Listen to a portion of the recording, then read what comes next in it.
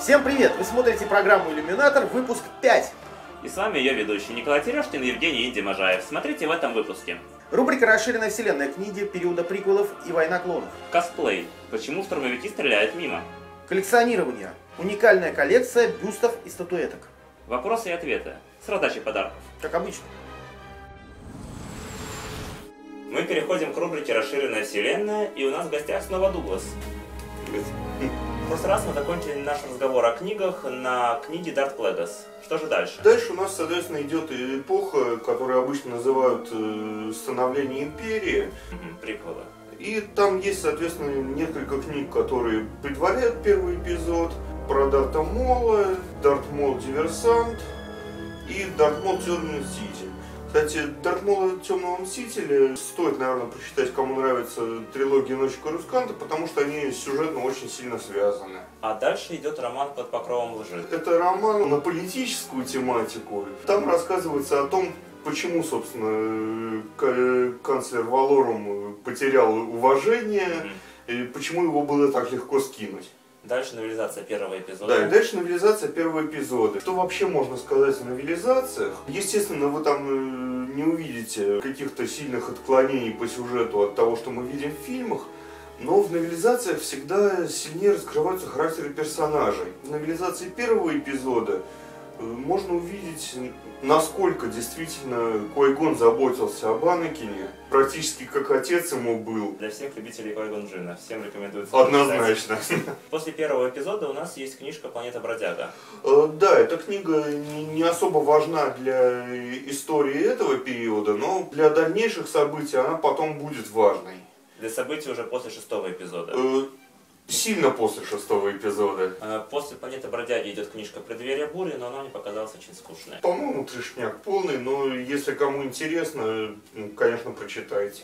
И еще есть книга «Сверхдальний перелет».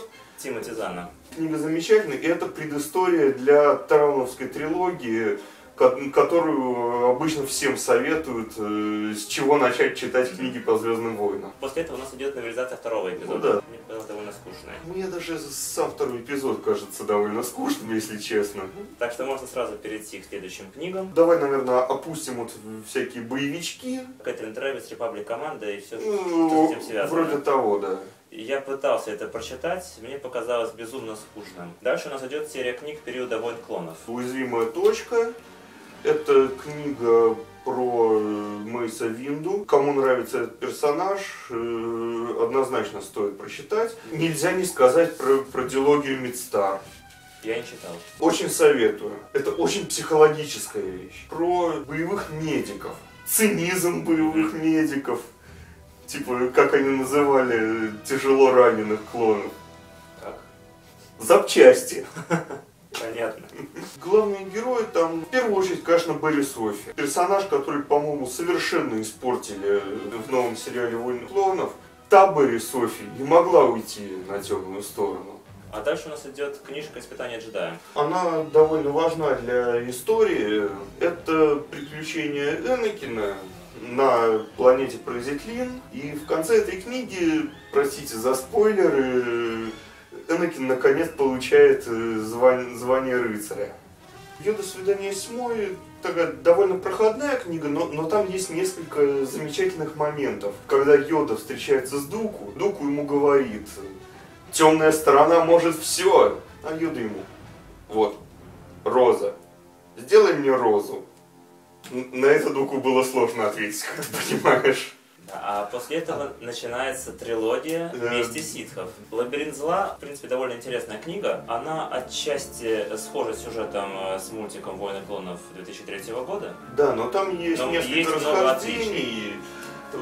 Обычно это объясняется тем, что «Лабиринт зла» — это записи историков, а мультсериал — это типа репортажи голоновостей. Там мы видим, как искали Сидиуса и, собственно, как похитили. Как Гривус похитил Палпатина. с Корусканта.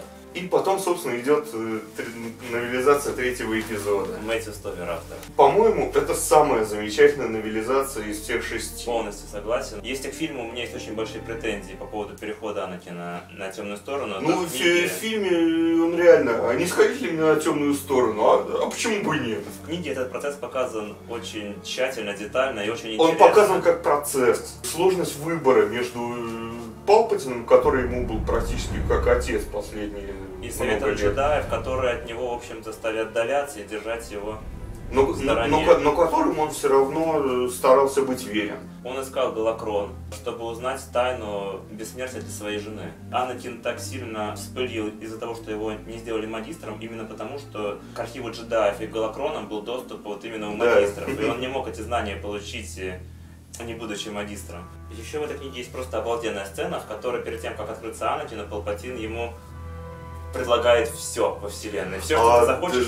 Да, замечательный момент, типа, я хочу Карелию, тебе планету или всю систему, или, например, я хочу, чтобы война закончилась. Завтра не слишком рано. То есть суть в том, что он ему предлагает, делаешь то, что хочешь ты. Не что ты должен делать, не что просит совет, а вот именно то, что хочешь ты. Действительно, книжка это все очень подробно описывает, очень интересно читается. Да, и она читается реально на одном дыхании. И после этой книжки идет следующая книга этой трилогии «Возвышение Дарта Вейдера». Она, конечно, немного менее интересна, но там действительно показывается, в том числе и насколько Дарту Вейдеру было тяжело привыкнуть к этому костюму, например. И там есть замечательный момент, как клоны отказались выполнять приказ 66. Дальше уже идет время Империи, об этом, наверное, в следующий раз уже. Хорошо, конечно, спасибо, Дуглас. Давай. Инди, скажи, тебя никогда не удивляло, почему имперские штурмовики так плохо стреляют? Ну, вообще, меня это всегда немножко забавляло и как-то даже удивляло, действительно. Меня тоже. И сейчас ведущая нашей рубрики «Косплей» Энни Джей раскроет нам эту тайну. Всем привет! С вами Энни Джей и рубрика «Косплей». Один из самых ярких костюмов – это штурмовая броня. В фильмах показаны всего несколько видов штурмовиков, но в расширенной вселенной известно гораздо больше родов войск штурмовиков. Клонов же известно более 100 видов, поэтому если вы решили взять броню как костюм, у вас есть очень большой выбор персонажей. Штурмовая броня предназначена для защиты штурмовика от климатических условий разных планет, от условий космического вакуума и от прямых попаданий лазерного оружия. Ваши документы. Хорошо, проходите. Привет. Фу, Юра, привет. Юрий Демченко, обладатель прекрасного костюма штурмовика. Полная штурмовая броня. Юра, скажи, пожалуйста, почему именно штурмовик? Что тебя привлекло? Это какая-то особая любовь к штурмовикам? Ну, скорее, особая любовь к Империи, к Вейдеру. Ты покупал костюм, чтобы попасть в 501-й? Кулак Вейдера? Нет, 501 это не связано ни с чем. Это я просто люблю штурмовиков, у меня много фигурок маленьких, но я решил, почему бы не купить еще и костюм полноценный. Сколько стоит вот такое удовольствие? 30 тысяч рублей. И чтобы накопить мне на этот костюм, мне пришлось продать кучу всего из моей коллекции игрушек. Например, много кораблей, тайфайтеров, тайбомберов и АТ-АТ, к сожалению. Каким образом у тебя этот костюм оказался? Ты его через интернет заказывал? Нет, я его купил с рук у своего знакомого, тоже фаната. Он его покупал в Москве у другого фаната. И тот человек из Москвы, он был первым, кто купил костюм штурмовика в России. Вау. А он уже с Америки брал его, из 501-го легиона именно уже участвовал. Ого. То есть получается, это исторический костюм, самая первая броня в России? Да. Здорово. Сколько людей в России есть еще вот с костюмами штурмовиков? Но я знаю, что в Москве есть двое штурмовиков. И видел, как на фотографиях в Уфе есть. Какова была реакция твоих родных, когда ты однажды пришел домой в броне или с ней? Ну, конечно, поначалу, вообще, когда я сказал, что я хочу такую броню, они были не шибко рады. Но когда купил, они обрадовались, потому что им понравилась она. Сколько занимает времени вот облачиться в полную броню? Но если одеваться одному, то в лучшем случае 20 минут. Но если есть человек под рукой, то он может помочь, то это будет быстрее. Но вообще одевать броню достаточно сложно, потому что там много всяких кнопок, заклепок. А теперь представьте себе, сколько времени займет подъем по сигналу тревоги роты штурмовиков. Итак, удобно ли в этой броне? Нет, я бы так не сказал. Ну, вот, например, ваш шлеме. В нем невозможно поднять голову вверх-вниз, и влево-вправо тоже очень проблематично. Также в этом костюме очень трудно сидеть. Даже практически невозможно. И ходить, когда ходишь в нем, он такое чувство, как будто сейчас развалится. И когда достаточно долго в нем ходишь, он потом начинает болеть руки в суставах, ногах. Насколько я знаю, многие фанаты жаловались, что проблема с обзором в шлеме. Это так? Да, это так. В шлеме только очень узкий угол обзора, и видно только то, что находится прямо перед тобой. То, что снизу или сверху ничего не видно. Теперь понятно, почему штурмовики никогда никуда не попадали. Существует ли броня разных размеров? Да, существует. И вот, например, мне другой штурмовик из Москвы предлагает поменяться поножами, потому что конкретно мне они коротковатые. У него есть как раз под мой рост. Ты появляешься на улице в этом костюме?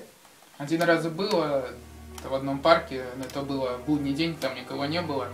И те, кто были, почему-то как-то странно смотрели, ну, фотографировали на свои телефоны и все. А вообще так я хочу еще куда-нибудь сходить на улицу в нем, фотографироваться, естественно, уже выходной день, какой-нибудь праздник. Ну что ж, мы всегда будем рады видеть тебя на наших мероприятиях. Да и просто на улице всегда радостно увидеть такого замечательного штурмовика из «Звездных войн». Спасибо тебе большое, Юра. Всего доброго. Пожалуйста. Пока. Удачи.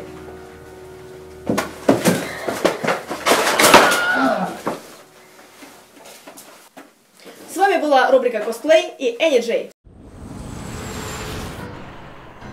Итак, мы в Москве. Это обычный панельный дом, но даже в таких обычных домах могут быть спрятаны настоящие жемчужины коллекции. Сейчас мы посмотрим с вами на уникальный домашний музей. В наших программах вы видели уже много интересных коллекций, но в основном они все касались коллекционирования action figures, техники к ним, а также всякие комиксы, книги.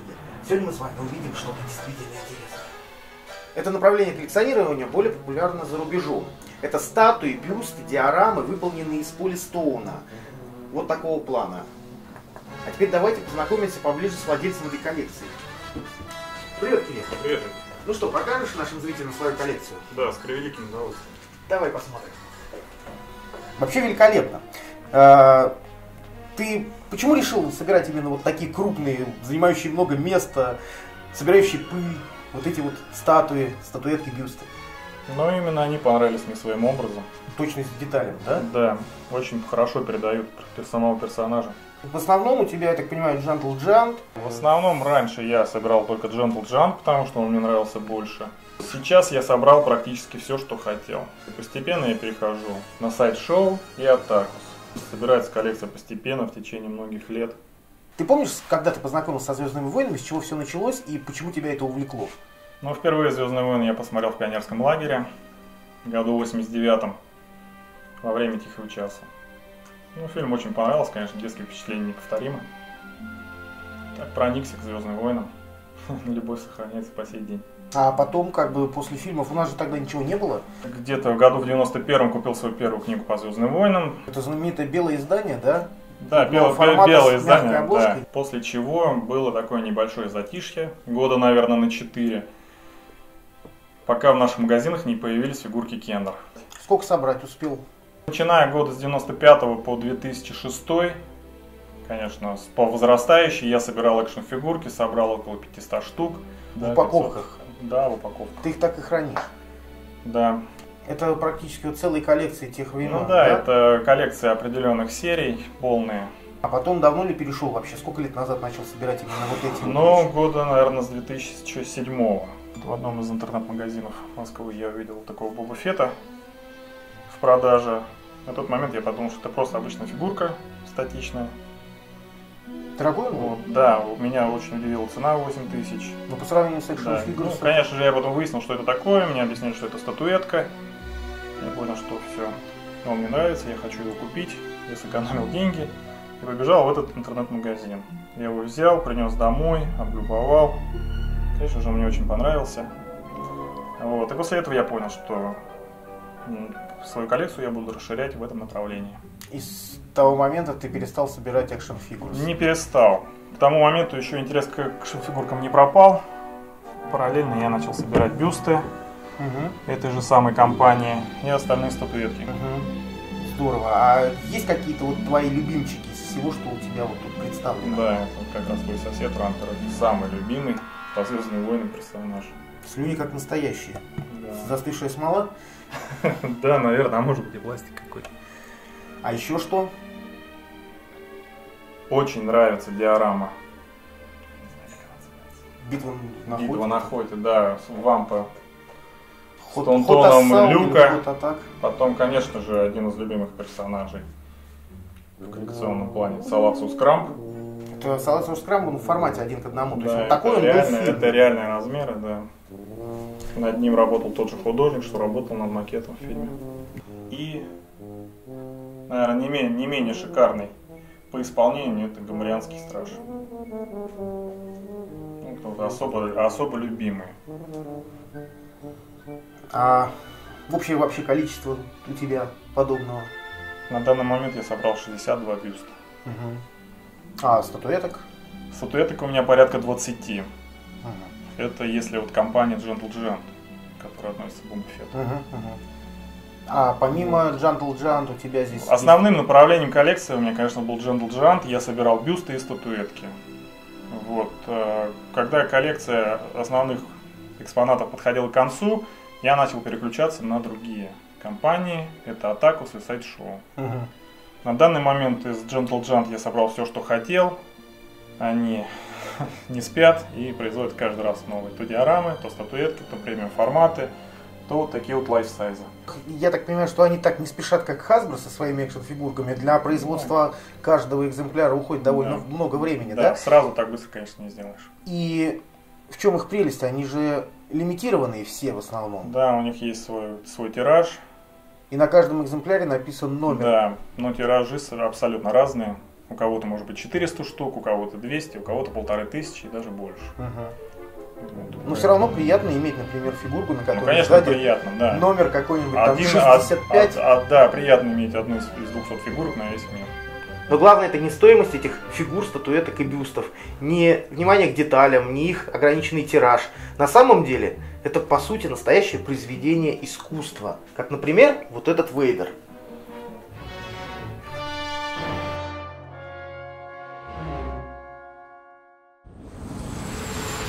Мы переходим к рубрике «Вопросы и ответы». Вопрос от Максима Яцушкевича. Кто, по вашему мнению, внес самый большой вклад в развитие «Звездных войн»? Кроме Лукаса, потому что он и задал общее направление всему этому движению. Ну да. У тебя есть какое-то свое мнение? Тимоти Зан, конечно.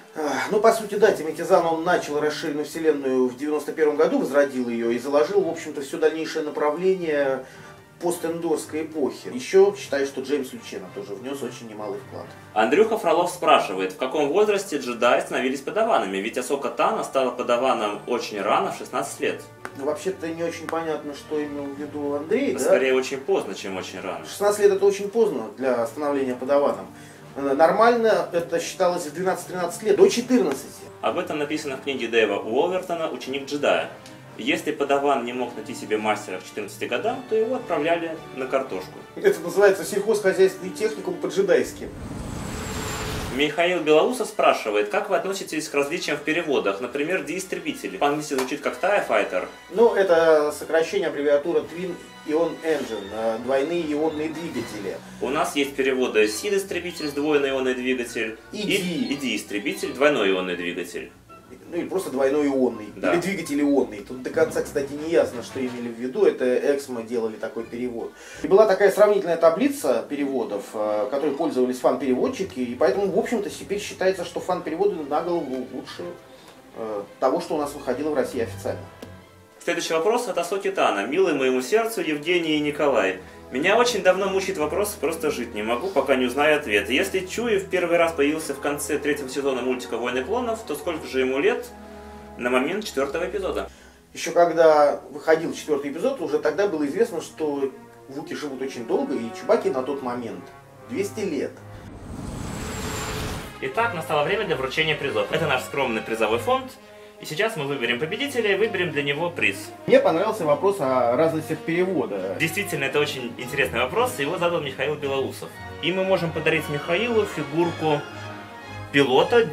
Это не совсем пилот D-истребителя, это скорее пилот клонов в черном летном комбинезоне. Насколько я знаю, у него должен еще и шлем сниматься. Сейчас попробуем. Оп. Участвуйте в наших конкурсах, выигрывайте призы. Подписывайтесь на наши новости на YouTube, вступайте в нашу группу, лайкайте, рассказывайте друзьям. Спасибо за внимание и да пребудет с вами сила.